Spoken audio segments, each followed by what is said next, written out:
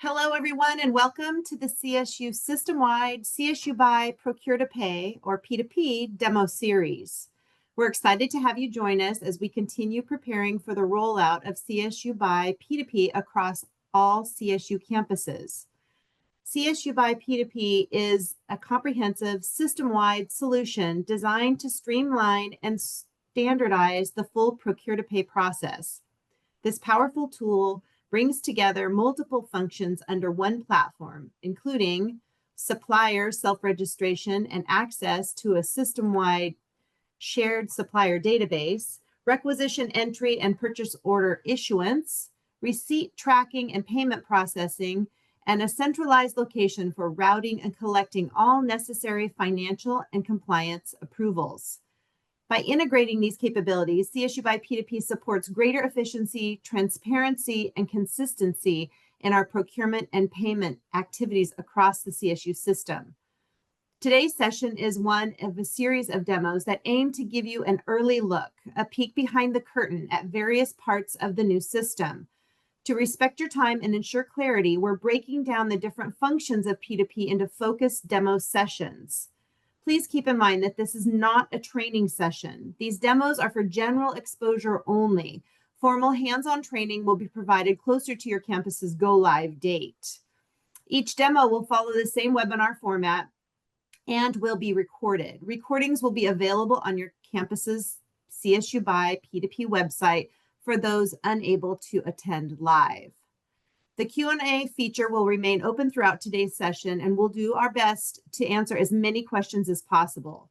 At the end of the demo, we'll also share the name and contact information for your campus lead, so you know who to reach out to with your questions or follow-up needs. Once again, thanks for being here, and let's go ahead and get started. So here's what we'll cover in today's session. We'll start with a brief introduction to CSUBUY, then review the overall project timeline and current status. We'll provide some context for compliance approvers in the new P2P system, and then move into the actual demo itself. To support the CO core team with the P2P implementation, the non-live campuses have been organized into regional groups, with each group assigned a strategic advisor. The strategic advisors are Carrie Schmidt, Nicole Lack, myself, Sarah Rumiano, and Tawny Fleming. Each of us brings extensive experience and expertise in procure-to-pay processes, and we are here to help guide and support campuses throughout their implementation journey. Note, the live campuses are shown with green dots on this slide. The first two campuses successfully went live with P2P in October of 2023. Marking a major milestone in the system-wide transformation. Since then, two additional waves have continued the momentum, bringing more campuses onto the platform. With the introduction of the Chancellor's Multi-University Collaboration Initiative, the timeline for full implementation has been accelerated. As a result, the remaining campuses are now scheduled to go live by early 2026. Ensuring that the entire CSU system benefits from a united, modern procure-to-pay solution. Before we dive into functionality, let's take a moment to review the vision and goals of CSUBUY P2P. Understanding the why helps us better understand the design and decisions that have shaped this project. Our vision for CSUBUY P2P is to standardize procurement processes across the CSU, reduce manual steps, and drive efficiencies through automation. Ultimately, this means saving time, reducing risk, and lowering cost. The objectives of P2P are centered around creating a streamlined, integrated platform that simplifies and enhances how we manage procurement and payments across the CSU system. The graphic on this slide visually represents the entire procure-to-pay lifecycle and the key functions that P2P supports. Starting with shopping for goods and services, users can engage in purchasing with access to preferred, contracted, and sustainable suppliers. This flows into requisitioning, ordering, and receiving, all of which are handled in a centralized environment with fewer manual steps. The process concludes with invoicing and payment, emphasizing automation, minimal touch points, and visibility throughout. What's important to understand is that P2P will replace many of the fragmented campus-specific tools and manual workflows currently in use. It consolidates supplier management, including self-supplier registration, in a shared system-wide supplier database, requisition creation, purchase order issuance, receipts, and invoice processing, all into one cohesive system. While P2P will integrate with PeopleSoft CFS, allowing for necessary financial synchronization, the day-to-day work will take place within the P2P platform. For example, users will initiate and approve requisitions, manage POs, and review receipts and invoices all within P2P. To keep these demos digestible, we're breaking down the full functionality of P2P into multiple demo sessions, each highlighting different aspects of the platform. The P2P platform offers a range of valuable benefits. For suppliers, it ensures timely payments and provides convenient self-service tools to track invoice and payment status. For internal users, it streamlines the purchasing experience and automatically routes requisitions and purchase orders to include all necessary financial and compliance approvals. The new P2P platform will replace the current CSUBUY marketplace that requires a P card to complete transactions. So it will also reduce the amount of monthly transactions that will need to be reconciled. At the system-wide level, the platform enhances data quality, increases visibility across campuses, and supports our ongoing commitment to operational efficiencies, accountability, and strategic involvement. This slide shows our high-level timeline. The 14 campuses that are part of this acceleration project are currently in the implementation phase, with readiness and deployment activities scheduled through early 2026. This slide shows the options for requisition workflow in CSUBUY P2P, from submitting a request to creating the purchase order. The process includes key reviews of fiscal approval, compliance checks like IT, facilities, and legal, and finally, procurement authorization.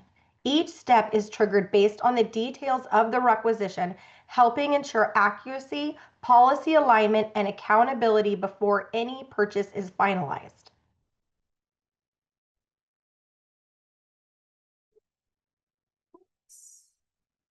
This next slide shows how requisitions flow through the IT compliance review process. The review is triggered when a requester submits either an IT hardware or IT software request form, or if the listed commodity codes are used. The important point here is that IT plays a critical role in ensuring compliance before a requisition can move forward. This step is triggered whenever a requisition involves IT software, requests, or the listed commodity codes. Campuses have the ability to select if they would like a single accessibility security review or to have 3 separate but parallel reviews for accessibility, IT security, and IT systems. The goal is to ensure that anything technology related gets the right level of oversight before moving forward. Need to unmute. Please keep in mind that this demo is being shown in the current test site that our campus configuration has. You may see functionality that is still pending the core team's review and campus user acceptance testing, so your campus-specific final configuration is subject to change or may be different from this. Now we're going to shift into the IT portion of today's session. This will lay the foundation for understanding what you'll see in the demo. I don't know if I stopped sharing too early, but Rachel, I did. Well, There's just one more slide where we're saying, Rachel, can you please introduce yourself? Okay. Hello, my name is Rachel Gibson. I'm a budget and administrative analyst for the information security. I'm sorry, not information security, information technology services area here at Cal Poly Humboldt. I work very closely with all of our IT teams, including the IT reviewers who are set up in Procure to Pay. I'll be doing the demo. I'm going to share my screen in a moment, but I also did just want to acknowledge that I have a couple of colleagues in the room as well. Breck Robinson, Director of Customer Care here at Cal Poly Humboldt, and I think also Toby Walker, one of our ITCs and IT approver, maybe in the room as well. In case there are any questions that after the demo, they can offer additional insight and perspective on answering. They're here in the room to support. But with that, I guess I'll go ahead and start sharing my screen, but I can still see, does someone need to unshare in order? Okay. Okay. Sorry, I thought I stopped share. I just closed the. It's okay. Well, you can see the So last slide I was supposed to share. well, before I jump into, I will show you all the screens and views that we see in here. But before I jump in, I just want to give a little background. We were invited to share how our IT compliance review workflow looks now that we've migrated into P2P. We are fully using the system now. We've been using P2P for about 10 months.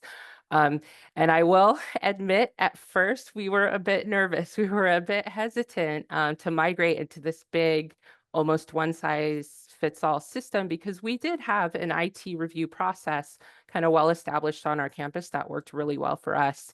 And I expect probably that's the case for a lot of campuses. You probably have your own processes in place and might be a little nervous about having to change everything and move into one big system. But I will tell you, on our campus, despite our initial hesitancy, everything has worked out pretty well. We worked through some growing pains, and I have to say it's been a successful transition, and the procure to pay system has been working really well for our compliance review.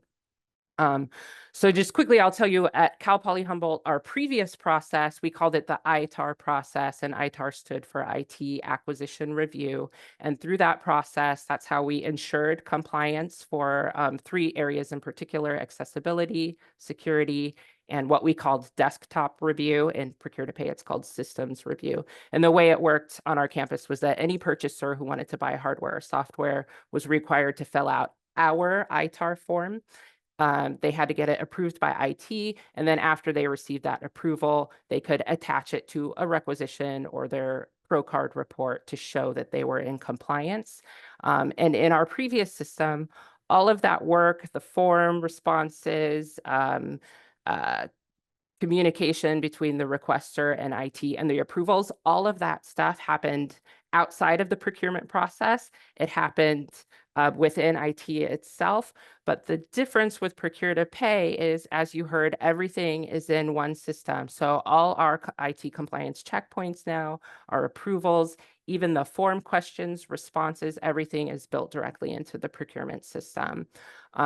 So the way it works in practice is actually not too different from what our outside process was. You can see here is just an example of a completed, approved IT requisition. So you can see here that it was submitted by a person. This requisition went through automated validation.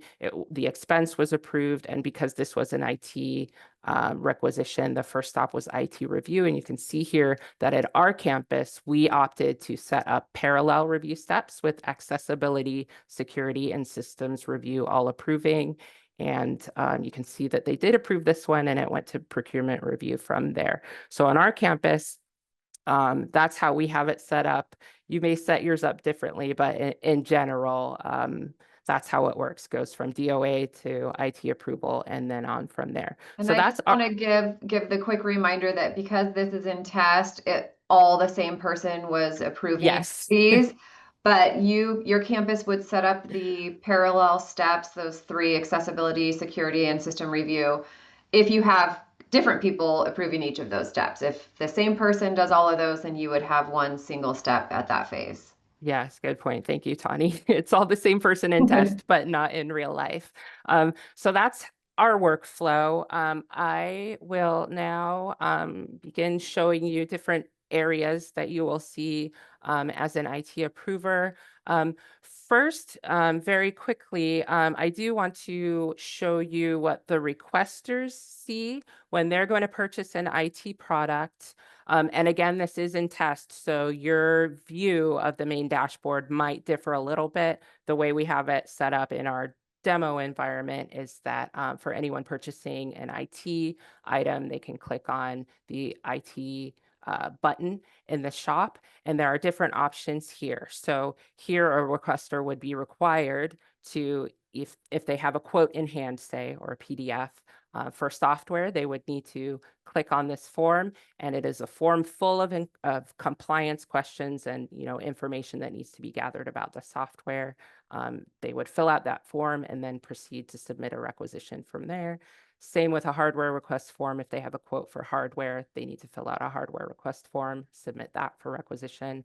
Or the other option is that on our campus, and probably many other campuses, there will be a few punch out options. On our campus, for instance, we have Dell with standard configuration hardware. So if a purchaser wanted to buy some standard monitors or docks or anything from Dell, they'd click on the punch out, select their items, put them in the cart, come back into procure to pay with their cart, and then submit the requisition from there. So that's how our customers get to the requisition process for IT items.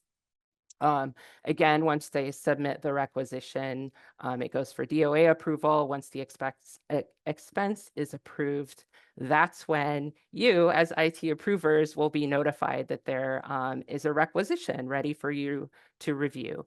And there's a few different ways that you can be notified or check if you have items in your queue for review. The first and immediate thing that happens once a requisition hits that IT review step in the workflow is the system generates an email. And that email goes to every person who has a role in the IT review group. And I did pull up a real life example of what those emails look like, because I know some people might be curious how that looks as an approver when you get this notification. So here's an example of an email that you might get, say, if you're on the accessibility review team. Once a request hits your step, you receive an email from CSUBUY. The email actually comes from Jagger. The subject is always going to say something like requisition number, whatever, is awaiting your approval in the approval workflow. So then there's this big banner, there's information, summary information, and detailed information about the request right in the email. As I scroll through, I don't want anyone to be alarmed by the formatting here. The email does pull in all the form responses from the user, but as I'll point out to you in a minute, you can actually go right into P2P and view all the form questions and responses, and the formatting is actually a lot better in there. So don't be alarmed when you see that the emails include just kind of like a data dump of all the information about the requisition, but you can scroll on down through there. Additional information, you might also see the other people in your approval group. It'll notify you of attachments, but the real important thing with this email is you get the notification, and at the bottom there is a little button. It's a little red button for us. I don't know if it's a different color for other campuses, but if you click on this button from the notification email, clicking on that will transport you right back to procure to pay. You might have to log in, but if you're already logged into Duo, it'll transport you right back there, and it brings you to this page that shows requisitions to approve. And so in this demo environment, we've set it up so that we have a few requisitions waiting in our queue. So that's what you'll see. That's one way that you'll be notified via email. And from the email, you can go right to your approval queue and procure to pay to see what's awaiting your review and approval. Another way to check and see if you have items waiting for your review is with this little flag up in the right-hand corner.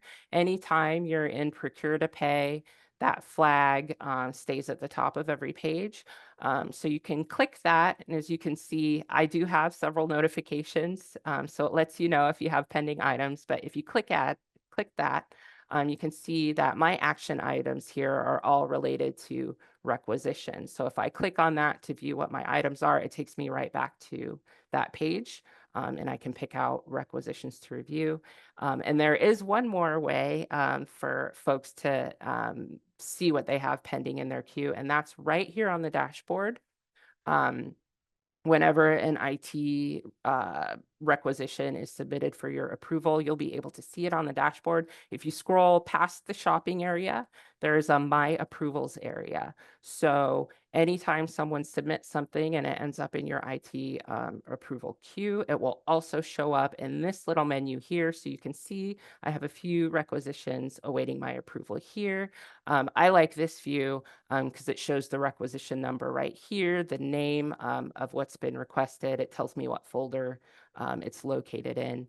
And also, this is very helpful section, especially if you're in a situation where you're getting tons of requests all at the same time and you're trying to work through them. It shows how many days each request has been in the folder, and you can sort it. So if you need that as a tool to prioritize, like, go for the ones that have been in there longest, the first, you can do that. Okay, so those are the ways that we receive notification that we have something pending review. We get an email, or we can check our notifications here, or just go right in and check our queue. To actually begin reviewing a requisition, I'll just go ahead and click on this requisition number. When you click on a requisition number, it opens up the requisition itself. And as you can see, this is similar to the workflow that I showed at the very beginning, that completed workflow. This one is not completed yet because we're going to take a look at it before approving it. But you can see here in the workflow, you can see the steps that it has gone through already. It's already been submitted. We're in a demo environment, so you don't see DOA approval here, but in production, you'll see that it would have been approved. The expense would have been approved right before the IT step. And we can see here, here's where we're at. It's pending IT review. It's in my queue. It's my job to review it.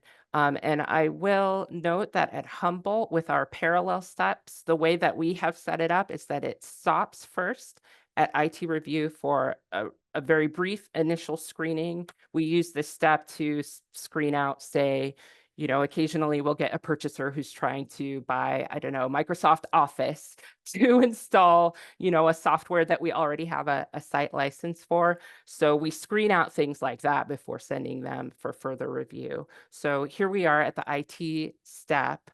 I will show you what happens here is you can either approve something outright, in which case it goes down further to our parallel steps for our other teams, IT teams, to review, or you can assign it to yourself, and that gives you some further actions. We do use the assign to self feature because each of our groups, the IT review group, accessibility, security, and systems, they all have multiple people in them. And when an item is unassigned, an item has entered the IT review queue, but it's not assigned to anyone yet, the whole group can see it. We don't want a bunch of different people seeing the same item and all working on it at the same time. So if you assign it to yourself, that takes it out of the group queue, puts it in your individual queue, and then you can review it. Once you've assigned it to yourself, again, we're still at the IT review step, and I think I'm going to approve it, but just to point out, if this is a requisition for something that the person is not going to need to purchase, for instance, Microsoft Office, when they already have access to Office 365, you could reject the requisition right at this point, and then it goes back to the requester. They get a notification that it was rejected. You can actually send them a comment. I'll show you that feature in a moment to explain why it was rejected. So you do have different options of things to do other than approve, but I'm going to go ahead and approve this for IT review because I want my IT teams to review it. So I have now approved that IT review step. And here's what it looks like when you go back and check out the workflow. You can see that it's now approved. It's green, it's checked off, and it has entered our parallel review steps. So at this point, now that I've approved it for, to be okay to enter IT review, all these three teams have now received an email notification letting them know that it's ready to review, and they'll be able to see it in their queues and approve it. But before they approve it, they do that deep dive to make sure that whatever's being requested is in compliance. So here's where I'm going to show you the resources for doing that compliance review. So on a requisition page, we have general requisition information, summary information up here. If you scroll down to where the line item information is located, you'll be able to see here that there is an IT software request form link. If it's a hardware request, it will say IT hardware request. But if you click on that link as an IT approver, you are able to see the very same form that this purchaser filled out when they were creating their requisition. So when you're reviewing this form, you can tab through by clicking next from page to page, but also on the left-hand side here, you have the option of kind of zeroing in on the exact page that you want to look at as well. So you can see here that there are a lot of questions on this form, and it's not a one-pager. So you definitely want to check out the responses to all the questions on all the pages. And I'll try to, I don't want to stop and run out of time, but so I'm trying to scroll through, but to give you enough of a view to see the types of questions that are asked on this form. They ask like how many users, what type of users, you know, does it process data, what level of data, all these questions that at least on our campus were previously, you know, part of our outside system, and we would assess all that manually and outside of the procurement system. All that stuff is now in the system. And those form questions are right there, so we can review, do our assessment. I will also go back and show you requesters when they submit a requisition. We encourage them to include as many attachments as possible. So not just the quote, but we try to give them a heads up that, you know, we're looking for VPATs, we're looking for HECVATs, we're looking for any sort of attachments that will help us do our compliance review. So you can see here any attachments that the requester has added are included in that internal notes section, but also at the top, there is an attachments tab. If you just want to zero in on that and you're looking for that HECVAT so you can do your review, you can grab it and download it there. You do your assessment and you can decide if you want to approve from there. If you find that even with all the form responses and with the attachments, or perhaps the form isn't filled out adequately or they've missed some attachments, you can reach out to the requester directly in Procure to Pay as well. So rather than kind of going outside of the system, you can keep communications within the system to maintain that history of the review process. So I'll just demonstrate really quickly how the comment section works. If I, for example, wanted to send a question to this requester, say he didn't fill out enough information to let me know what the use case for the software he's buying is.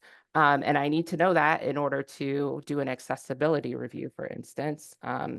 I would open up a comment by clicking here, clicking that plus sign that I clicked, and this is the comment box. So I enter my comment here. I'll ask Breck, is this software going to be used for instruction? If so, how many users? Like, that's important information to know. And Breck, darn it, you left it off the form. So you can see that Breck is automatically included here as a possible recipient because he's the one who submitted the request. When you're submitting comments, though, just to point out, you definitely want to make sure that you're clicking the checkbox next to their name to make sure they receive the comment. You can also, if you want to CC other people, or if you know that Breck submitted the requisition, but there's somebody else in his department who actually knows the answers better than Breck might, you can include those folks as well. So here's how you would do that. I'll go with one of our, I hope Saudi, Ed is okay with me using her name. But that that's how you would add additional recipients. You just click there, search for them in your system. If they're a user on your campus, they've been logged into Procure to Pay, then you'll be able to select them and add them to the comment. So now I have my comment here. Hopefully Breck will respond with some helpful information. So I'm going to click that check mark to send the comment, and you can see the comment is retained right here, connected to the requisition. Everything's still centralized in one spot. And what happens when I send that comment, you can see it says email has been sent. So Breck has received an email and Edna has received an email. They didn't really, because we're in the demo environment. That's not their real email. But in real life, in production, they'll receive an email in their inbox right away. It's immediate, and it's kind of similar in format to these notifications. It does come from CSUBUY. There's the same kind of formatting headers, but in the comment emails, the comment is shown right in the email. And also in the comment emails, there is a similar button to this one that allows the person who received the comment to click the button.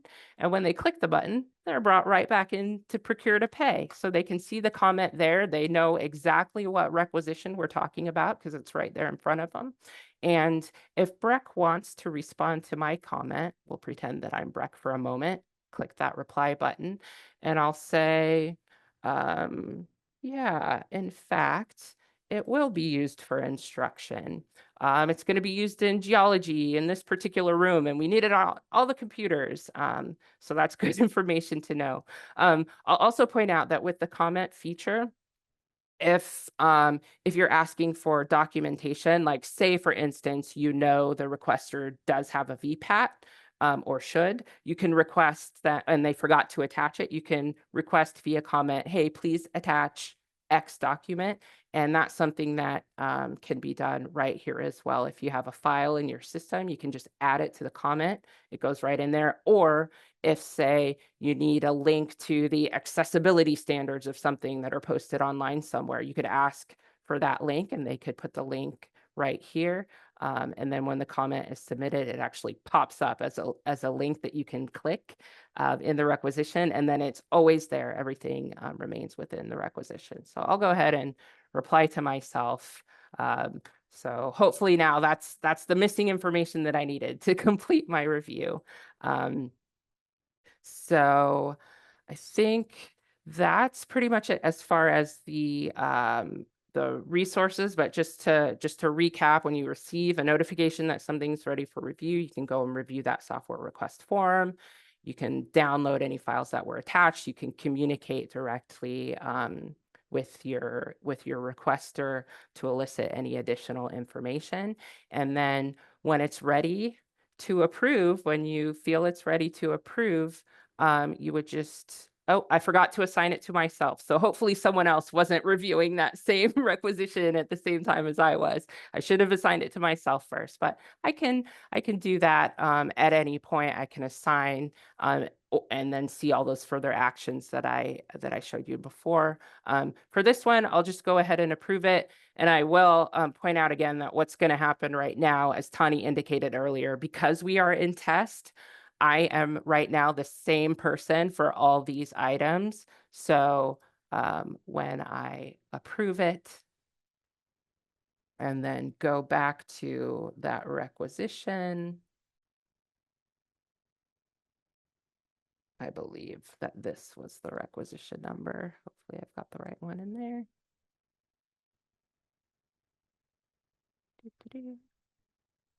You can see I approved everything. Again, in practice, each group is going to have its own separate, review and approval running in parallel. So each of these approvals might show a different status depending on where they are in their review. But at the end, they're all approved. And once everything is approved, you can see that it pops right down to procurement review. And the next step is for procurement to assign it to someone for their review. And then it goes on from there down the merry path. One last thing before I stop talking that I'll point out here is one of the great things about Procure to Pay, in addition to just being able to have everything centralized in one location, easily accessible. You can see the whole history of a requisition and the approval processes.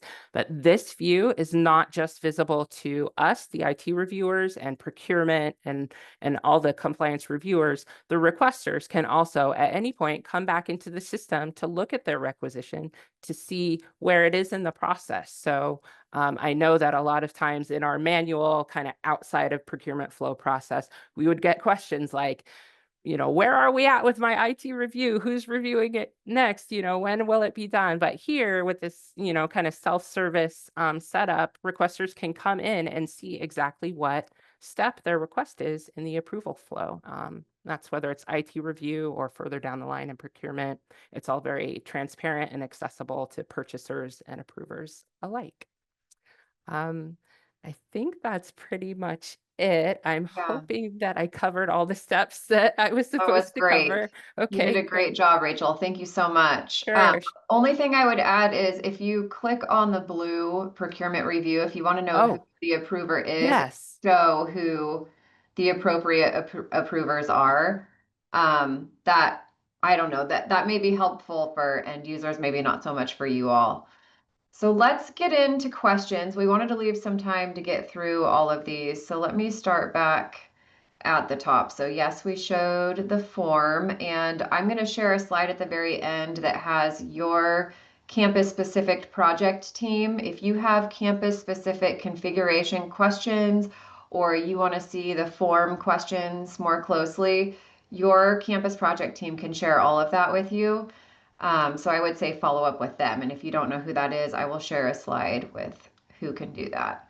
What is the turnaround time for a completed ITAR review or the service level expectations? That is campus specific. So I don't feel like I can answer that for everybody. Does it have to go one by one or so if you have the parallel process, it goes to everybody at once, but all three approvers have to approve before it moves on in the process. Does it have to go one by one or can they run in parallel? So for the parallel split, it's parallel, but it doesn't continue until all three approve.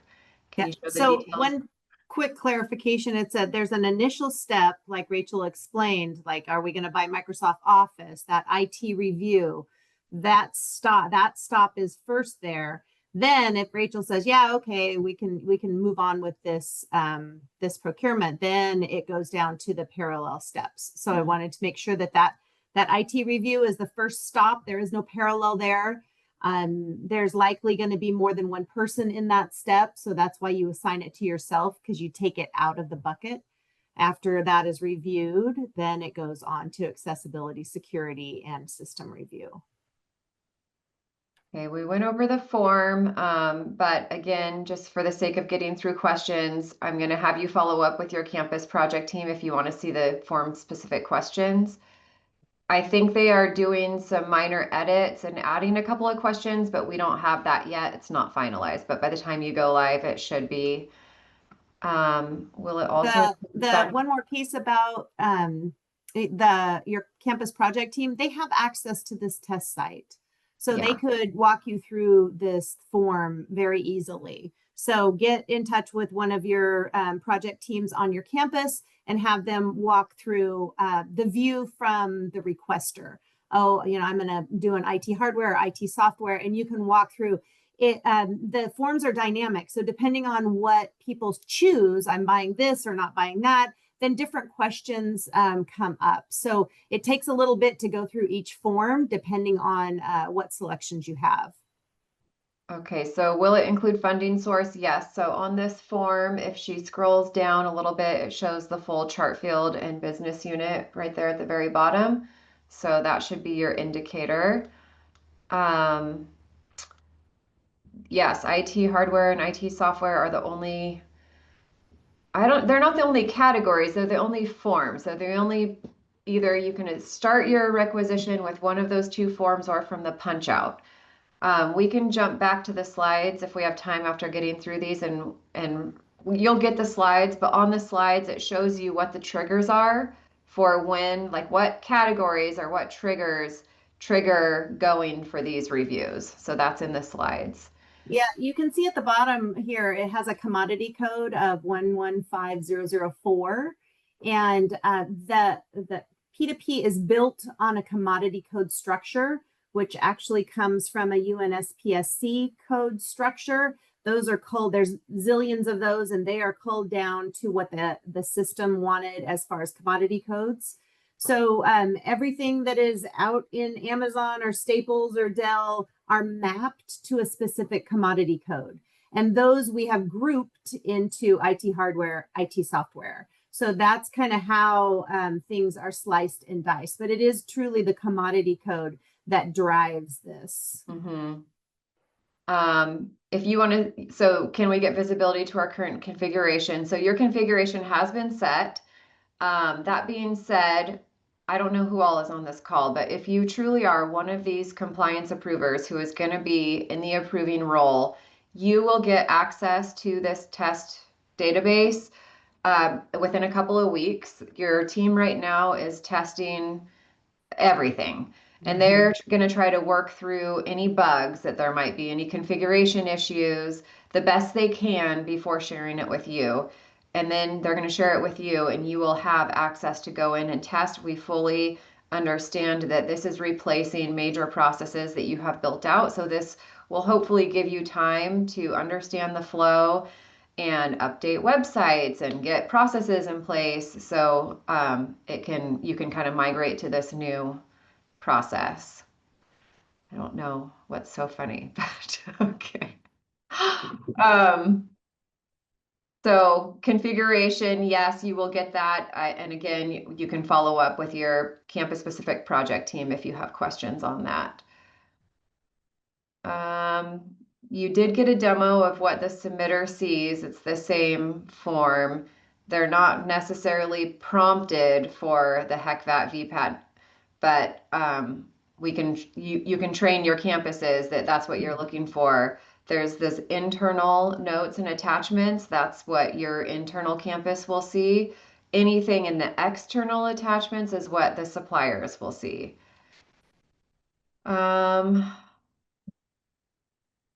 You to assume this P2P will take place of service now? Yes. So ideally, your campus is converting to this new process, system-wide process. That's the delegation that's been spread down from the top to all of our campuses. We're all migrating our processes to this new P2P process. For example, if you were to maintain having your campus end users fill out your current forms, they would still have to go in and fill out all the P2P forms. You would be making everybody do the same thing twice. So there's no way around it in P2P, unfortunately. For clarification, we can only send yeah, so if you receive a comment and you want to respond, you do need to go into P2P. I think the reasoning there is probably because you need to see what they're referencing, you need to see what requisition it's about, and I think with the volume that comes through without going into that specific requisition, you could be responding inappropriately. And I think the other piece to that was that we cannot communicate with the vendors at this time through P2P. No, So when the PO is issued, they will be able to see notes and comments and attachments. But I would not recommend that as being the way to communicate with them. Not with the vendor. No. This is more of, I would picture this more of a stop. It's a stop for your review. It's not going to be all encompassing, getting every single thing you need. Like Rachel was showing you the external comments, and you may have to go work with the supplier outside the system, but it stopped with you to do whatever review you need until you review or reject. Approve or reject. Do the IT forms determine which specific, I see you, Angelica, but let me get through these ones, and then if you're raising your hand, and then oh no, okay, and then we'll go to the live questions. Do the IT forms determine which specific IT compliance reviews are required? So yes, that goes back to in your slides. We have 2 slides that demonstrate what triggers the various reviews. For example, I believe everything goes to the IT review, IT hardware, IT software, but the accessibility, IT security, and system review are only done on software. So it will bypass those. The recipient cannot respond to the email. I think I already talked about that. For adding additional recipients to the comment, does the recipient need to have a role in CSUBUY? Yes. They do believe have they to have a do. role, Yes. shopper or requester, or there's Yes. a lot of different roles that can be assigned. So, Yeah. yeah. And if you have multiple auxiliaries, that can be tricky. If you're approving for your auxiliaries, your campus will set it up so you should have interaction with them. Can we search and report on IT review portion of the request? Yes, the searchability, I don't know that we have time for it today, but the reports and searching is, in my opinion, way better than in CFS. It's very easy to report and pull and switch the columns around and what you're wanting to pull it on. So yes, the reporting is, I would say, pretty good. Can IT approvers and comments require requirements for requesters and or procurement follow up to the approval? Can IT approvers and comments? So you would likely do that, Tiffany, as a comment. And if you're saying, hey, end user, I need you to check in with us or make an appointment or something. Yeah, you can add that as a comment that they need to do.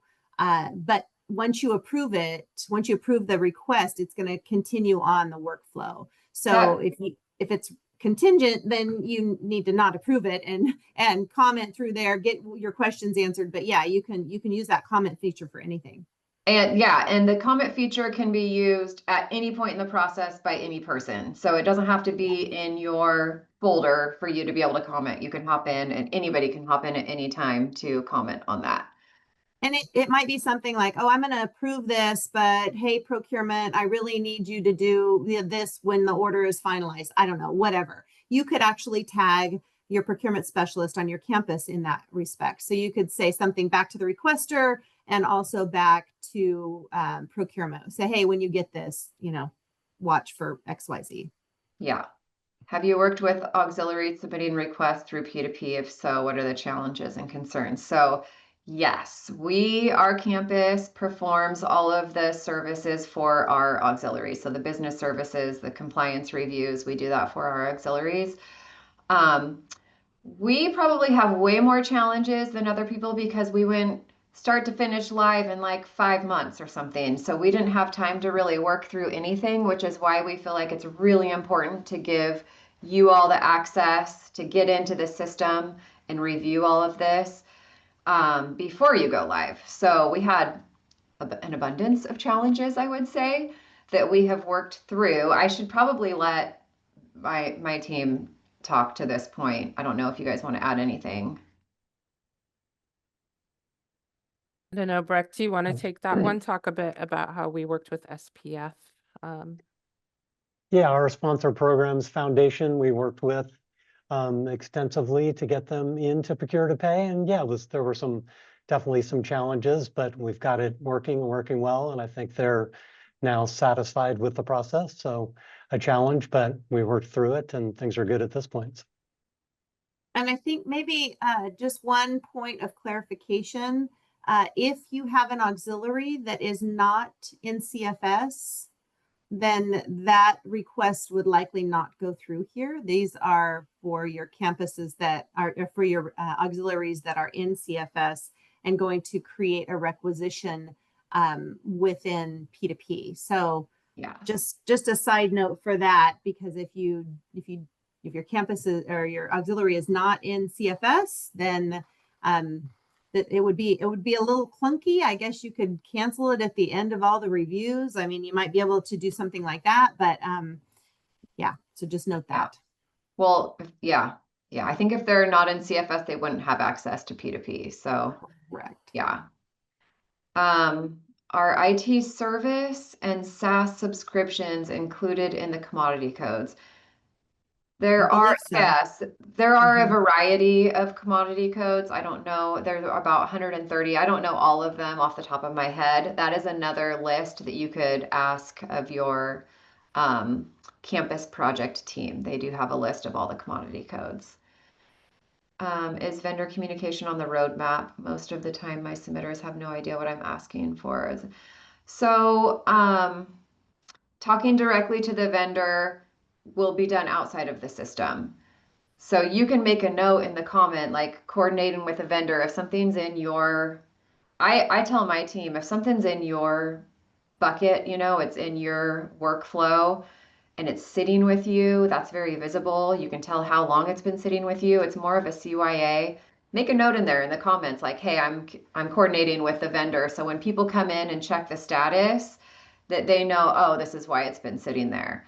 And So I'm not sure about the roadmap as far as the communication. The suppliers onboard themselves and they have a profile within P2P in Jagger. I believe that it is possible. I just don't know when or if that's coming to the CSU. So yeah, I would don't know say that again, part. this is more of a stop. It's more of a check. We tried to incorporate as much as we could that would fit the global campuses, right? Everybody might have individual needs, but we tried to capture everything that would apply to everybody. If you need to work with a supplier or a vendor outside of that process, just work off to the side. You can note the system, and then when you're ready to come back in, you come back into P2P. When do you think campuses should start planning to retire our current processes? So even though we were fast and furious, we coordinated with our IT team that they had their websites updated and processes pulled down when we went live. So we were like, it was a smooth transition. Is it right? Didn't we?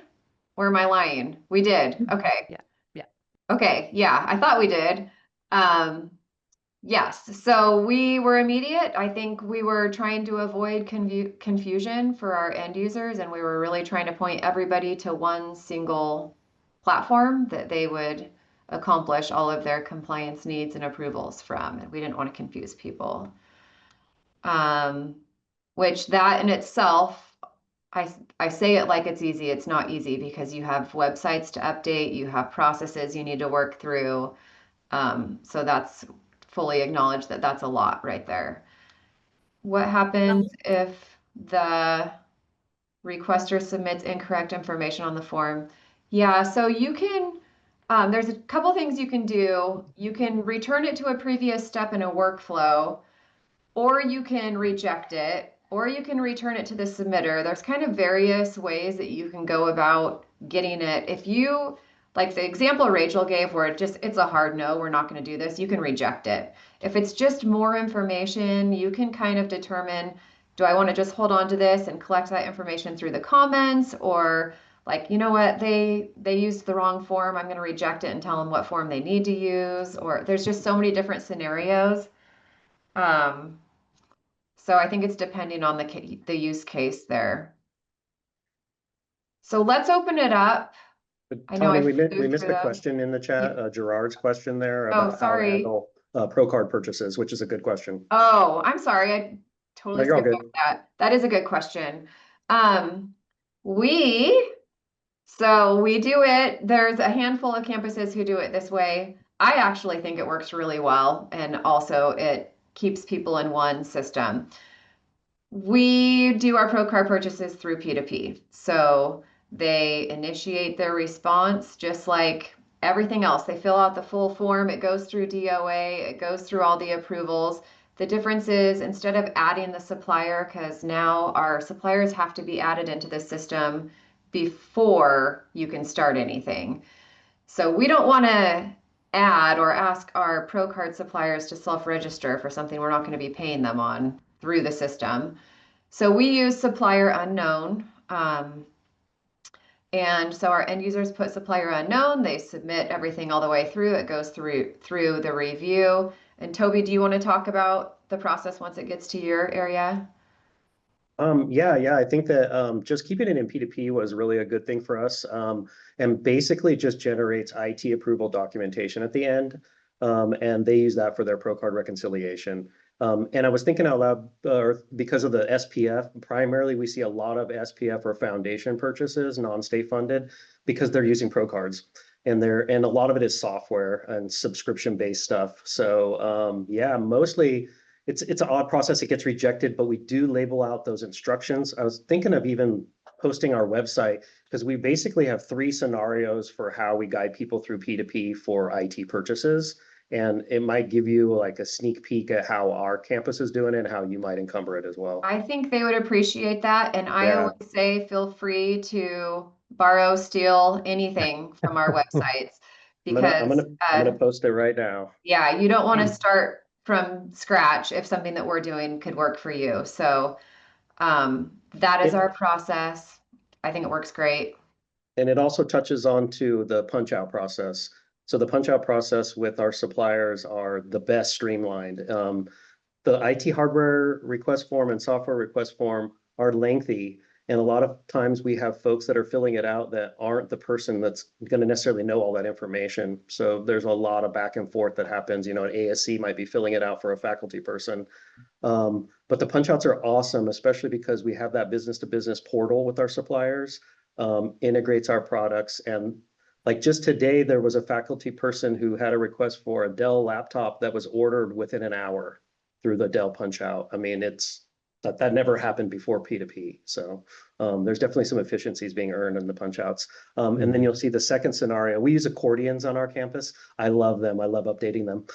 But the second scenario details and kind of walks folks through how to fill out those IT hardware and software request forms that Rachel demoed really well. And then that third accordion is the Pro Card supplier not known process. Rachel, if I could share my last slide and then we can continue taking questions for people. I can stay on a few minutes after 12 too, so we can make sure we get everybody's questions answered. Hold on, I can't do 2 things at once.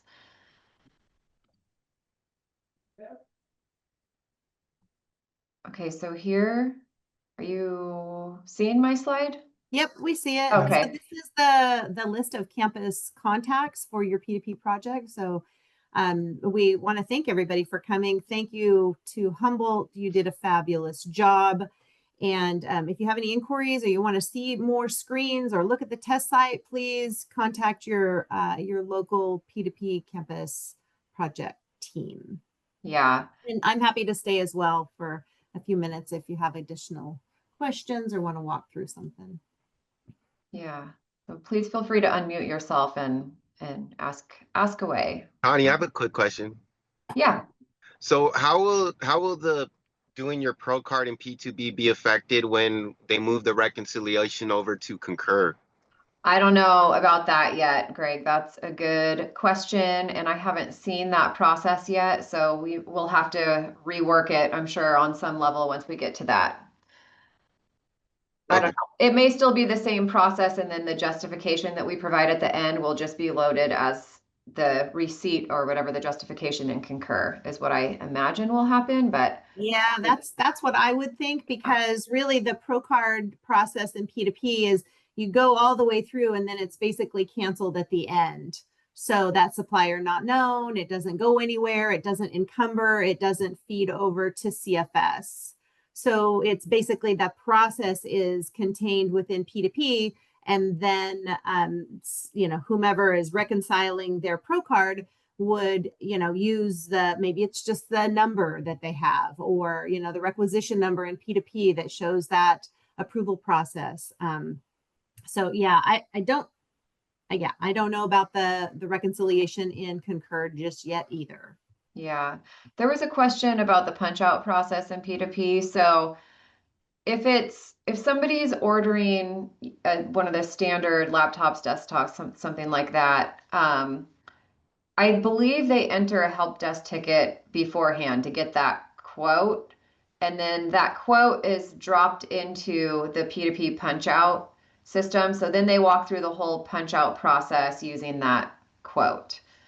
And the punch out system is very similar on the front end to the current one that you probably are using today, your end users are using. only they don't have to do in P2P, their pro card reconciliations are not required because we're collecting everything we need right in the system. So that's a big benefit.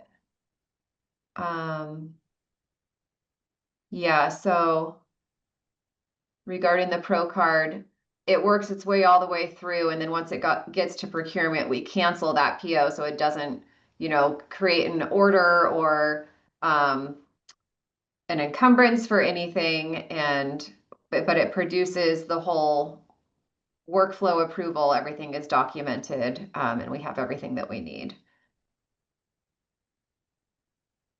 I don't know. Did I miss anything else? Please feel free to speak up if we're not addressing your questions.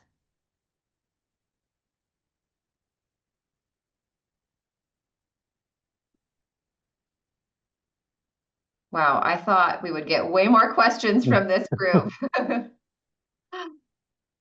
Okay. Well, there's one more. Oh, okay. Yeah, thanks, Jessica. Go ahead, Stephanie. Hi, I had the question about the sending it back to the requester. I was wondering if there was a way to like fast track it, because if I send it back to the requester, I'm assuming the workflow will also initiate from the beginning, which will only elongate the process itself. Is there a way Yes. that we can kind of like, okay, we send it back to the requester, but then it comes back to us? Or does No. it need to go through the No, approval? if you send it back to the requester, you have to know that it will work its way back through. So if it's changing something, like it needs to go through DOA again after that, or it needs to go through, I don't know, whatever steps come previous to that, you are sending it back. If you just need to collect additional information, you can do that through comments. So you don't have to send it back if you're able to collect what you need through comments. That could be attachments or just additional information. So I don't know if that helps answer your question, but there are various ways you can revert it Yeah, to prior steps, or yeah. Reverting to the prior workflow step is likely one where you would just push it back one step, not all the way back to the Right. beginning. You could do it that way. And you can choose where to revert to when you revert to a previous workflow step. The other thing is there's also the ability to ad hoc an approval. So say I get something and I'm looking at it and I really think Tawny needs to look at this. I could ad hoc or add an additional step to my request so that it would go to Tawny before it went on. And I can kind of choose where I want that ad hoc to happen. So there's various different ways to return. If you reject, it's dead forever. The end user can't do anything, totally dead. If you just return it to them, they can go back in their form and update certain things. So that's kind of the difference between the return and reject. Okay, thank you so much. Sure.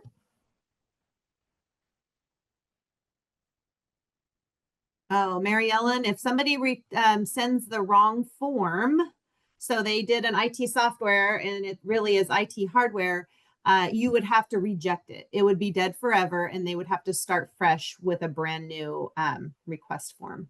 Got it. Thank So you. unfortunately, there's no way to take what I've already entered on the software form and put it on the hardware form or vice versa. Okay, so you just have to reject it then. Yeah. But can you Yes. copy the same requisition to a new card, or Yes. can you do that though and then Yes. just use a different form?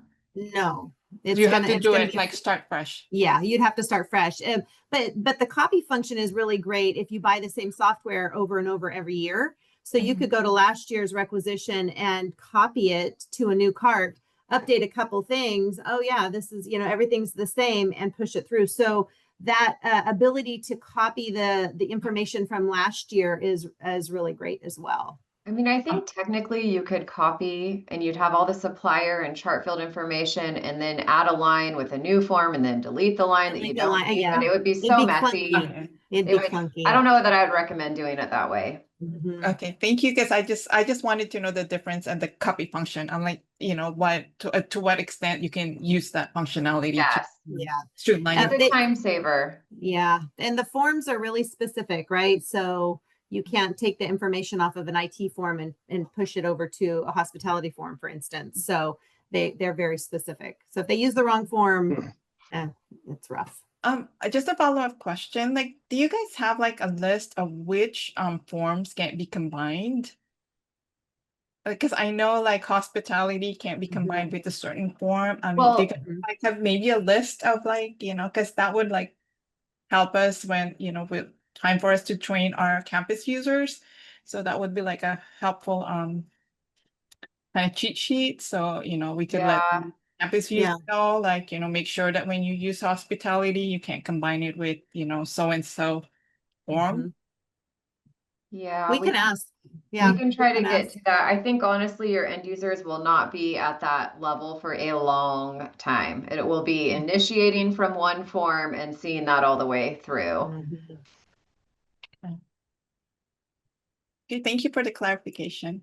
Sure. I feel like I'm missing a question here. Are we able to associate previous reviews to current ones for the same ICT? Yeah, I mean, if you're saying if you're getting a request for something that you already recently approved and it's going to have the same scope and same use and nothing is changing, I'm guessing, then yes, you could, if you know for sure that you did that, you could say in the comment, like, I have reviewed this for blah, blah, blah, and I approve, and then go ahead and approve. Yeah, for our campus, we refer to like previously we had the ITAR requests and we had them numbered. And so we have an archive of those and we will put in the comments, this was previously approved, this ITAR, like you said, Tony, if it's the same use case, that kind of stuff. And it does speed up the other teams' reviews, accessibility, security, and systems. Well, thanks everyone. We appreciate all the questions and hanging in with us for a few more minutes. That concludes our demo for today. Yep. If you have follow-up questions, please follow up with your team. If they are not able to answer, we're happy to help.